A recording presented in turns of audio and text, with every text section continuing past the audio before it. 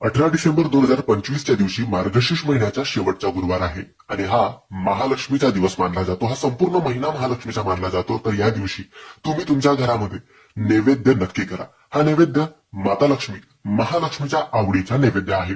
हा नैवेद्य तुम्ही संध्याकाळी म्हणजे रात्री केला तरी चालेल, दुपारी केला तरी चालेल।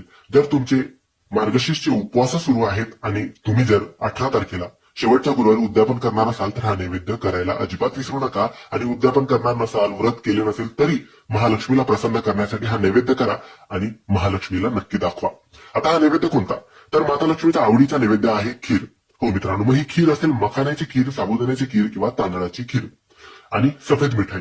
जर तुम्ही खीर करू शकत असाल तर खीर करा, खीर करू शकत नसाल तर मार्केटमधून दुकानातून सफेद रंगाची मिठाई पेढे तुम्ही आणून महालक्ष्मीला दाखवू शकतात। खीर केली तर चपाती भाजी सुद्धा करा आणि खिरेचा नैवेद्य माता लक्ष्मीला दाखवा।